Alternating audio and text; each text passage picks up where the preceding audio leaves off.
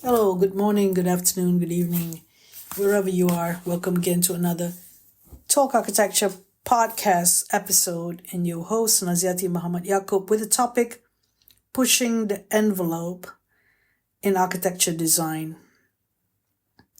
This topic is an interesting topic where pushing the envelope or push the envelope is an idiom that means to surpass normal limits or attempt something viewed as radical or risky. Now, I've been around the circuit or understanding different views while we had crits at the studio when I was working as a lecturer. And we often have people like Mohd Lim or Kamil American as the visiting critique. And Kamil American always like to ask that of students, you need to push the envelope because the student is playing safe, for example. And then Mohd Lim also mentioned in a comment on something that I posted where I stated that museum is not recommended to be a design thesis project, and Mohd Lim mentioned that what should be recommended as a project for thesis is one that asks questions, like why is a museum project highly contextual? So asking questions is the number one skill that students of architecture need to acquire, because I agree with Mohd Lim that students of architecture need to have that skill, and because it forces them, when they ask that question, why is a museum project highly contextual?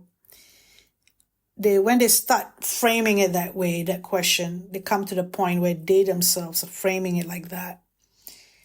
And they will start researching it so that they could prove my statement wrong, which is museum. My statement is that museum is not recommended to be a design thesis, but the student wants to, and they will actually try to prove that what I'm stating is wrong, or they can counter my statement. I push the argument out with regard to what I said in the last two episodes, that the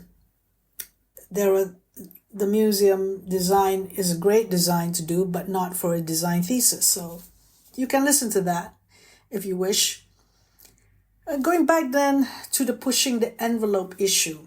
Now what has stated and what Kamil American has often mentioned is something that we expect students of architecture to do when they present their work, to actually propose something based on the research expected on the topic. Reading a lot, going into it a lot, doing excellent interviews, or digging out stuff about the topic and framing it in such a way that they could present it with an argument or a narrative or a story which is compelling and which is like what the design thesis is about, the defense of the design thesis. So you need to defend the design thesis topic. So in the case of the museum design, if a student says that a museum project is highly contextual, then it would turn it around, like how I mentioned about hospital design, where you have to have an approach where you can argue or turn it around in a way that this museum is going to be highly contextual. This museum will be about people. This museum is focusing on people rather than focusing on the object.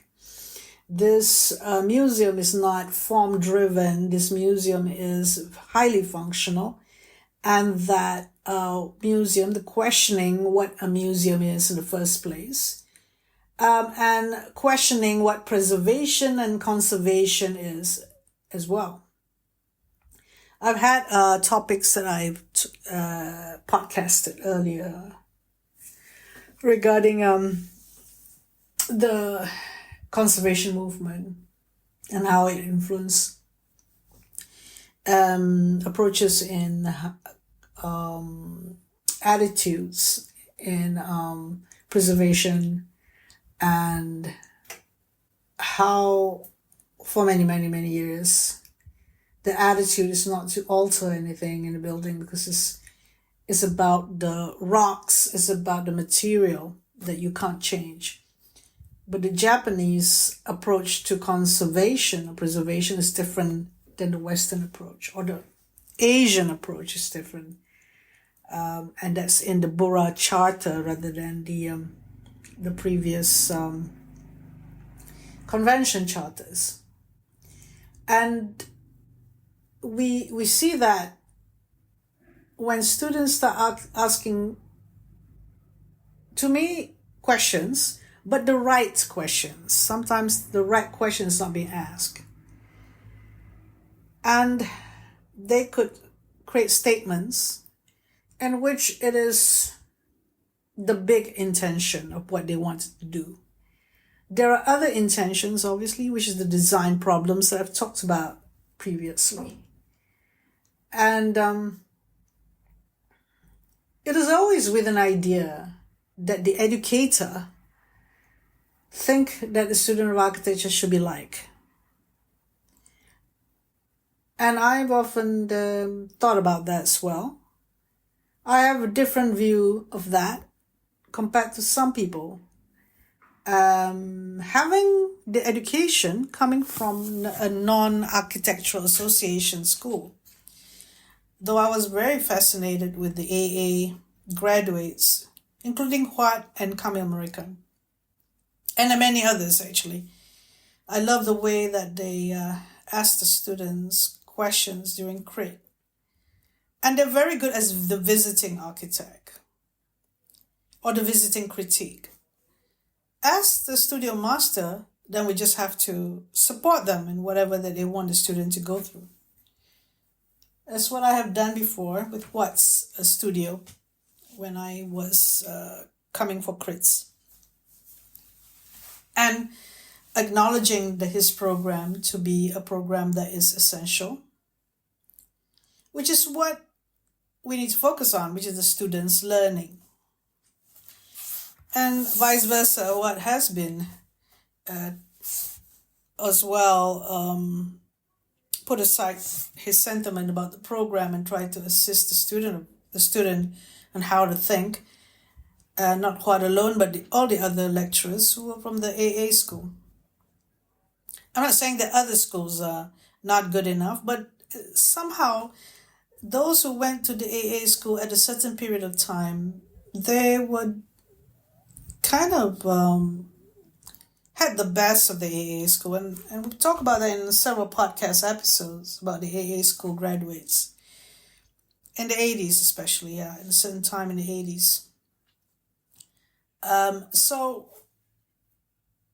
pushing the envelope is a common thing for the AA graduates. So that is why the expectation of students of architecture is in actually asking the right question is a big deal. And have we asked enough of schools of architecture in our country to consider students of architecture to be given the chance to push the envelope? And why is it that we are transfixed with the production part more than the design process part? It is often that crits are focused on the finished drawings. And something that, if you wish to have the student push the envelope in the studio program, they need the time to push the envelope, the time to research, the time to actually present and get feedback and present again and present again. But the expectations of a full set of drawings in which they take out of that 14 weeks, like 3 weeks, just drawing as if they're going to definitely finish it it is like it's the finish one for the whole year, it's kind of like defeat the purpose on the expectations of research and taking time and doing and finding out the research question or the problem statement or the design problem, or asking the right questions like what had asked and pointed out. So that's the thing. That's a dilemma in Malaysian schools of architecture, that things are rushed.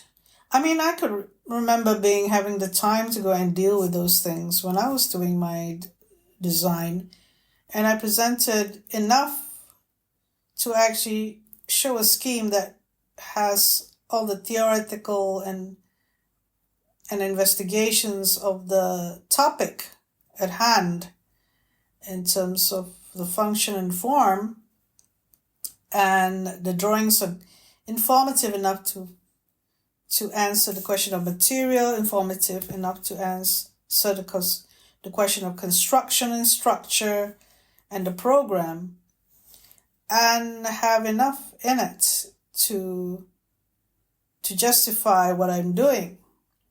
I had enough of a time when I was in North London Polytechnic in the 1990s.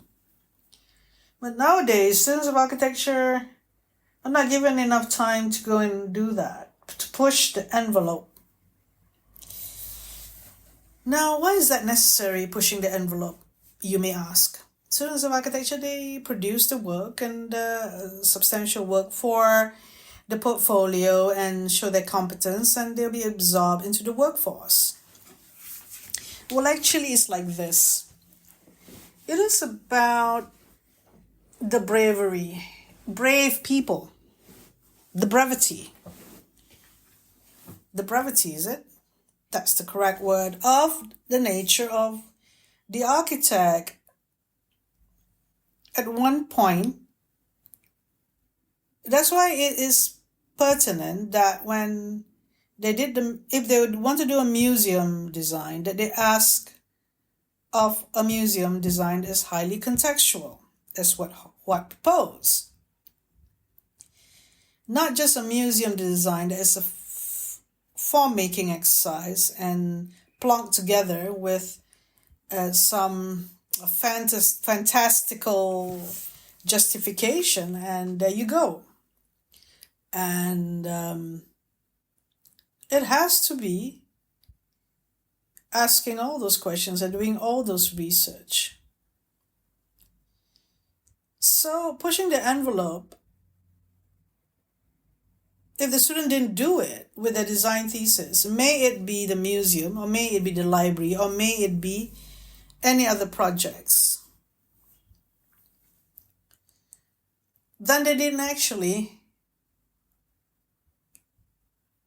have a good education. They didn't actually do a thesis. They didn't actually do a proper thesis in which they went through incredible challenges for them to justify their work. So for me to focus on site specificities or context specificities project is to actually find a formula for architects, for architectural lecturers or educators, and how to resolve this issue